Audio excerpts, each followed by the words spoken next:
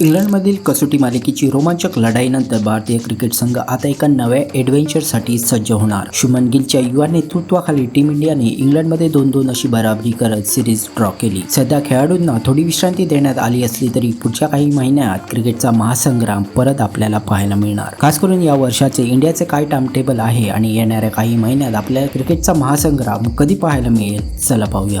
भारतीय संघाचे पुढील मोठे युद्ध हे एशिया कपमध्ये पाहायला मिळेल. UAE होणाऱ्या या T20 स्पर्धेत भारत, पाकिस्तान, UAE आणि ओमान ग्रुप ए मध्ये लढताना आपल्याला पाहायला मिळतील. या एशिया कपमध्ये भारताचा पहिला सामना आपल्याला 10 सप्टेंबरला पाहायला मिळेल, जिथे टीम इंडिया UAE सोबत मॅच खेळेल. त्यानंतर इंडियाचा दुसरा सामना हा पाकिस्तान सोबत होणार आहे, जो 14 सप्टेंबरला असेल आणि शेवटचा ग्रुप स्टेजचा सामना 19 सप्टेंबरला ओमान विरुद्ध असेल. अशा प्रकारे ग्रुप स्टेजचे सामने पूर्ण होतात. जर टीम इंडिया सुपर 4 मध्ये पोहोचली तर इंडियाला आणखी 3 सामने खेळावे लागतील. या एशिया कपचा शेवटचा सामना म्हणजे फायनल आपल्याला 27 सप्टेंबरला पाहायला मिळेल. एशिया कप संपल्यानंतर भारतीय संघ मायदेशी परतेल. इंडियामध्ये आल्यावर भारताचे वेस्ट इंडिज सोबत 2 कसोटी सामने होणार आहेत आणि वर्ल्ड टेस्ट चॅम्पियनशिप पॉइंट टेबलसाठी हे सामने खूप महत्त्वाचे ठरतील, हे तुम्हाला माहीतच असेल. इंग्लंड सोबतच्या टेस्ट सिरीज नंतर सध्या इंडिया वर्ल्ड टेस्ट चॅम्पियनशिपच्या पॉइंट टेबलमध्ये 3ऱ्या स्थानावर आहे आणि पॉइंट टेबलमध्ये टॉपची जागा पक्की करण्यासाठी वेस्ट इंडिज सोबतचे सामने खूप महत्त्वाचे ठरणार आहेत. या सिरीजचा पहिला कसोटी सामना 2 ते 6 ऑक्टोबरला असेल, जो अहमदाबादमध्ये खेळला जाईल आणि दुसरा कसोटी सामना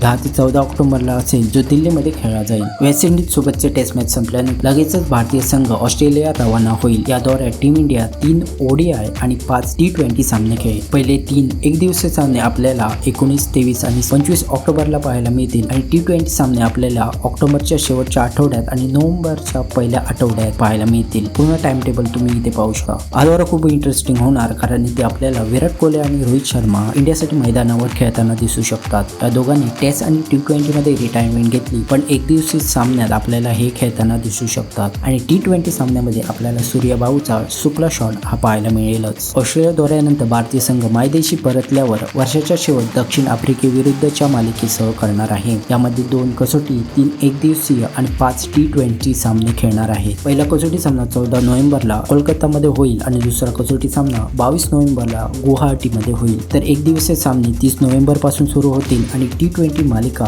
9 डिसेंबर पासून सुरू होईल. या वर्षाचा शेवटचा चेंडू आपल्याला अहमदाबादमध्ये दिसेल, जो एका T20 सामन्यात आपल्याला पाहायला मिळेल. काही अशा प्रकारे इंडियाचे यावर्षीचे टाइम टेबल आहे आणि आशा आहे की तुम्हाला काही नवीन जाणून घ्यायला मिळालं आणि अशाच व्हिडिओसाठी आम्हाला नक्की पाहत राहा.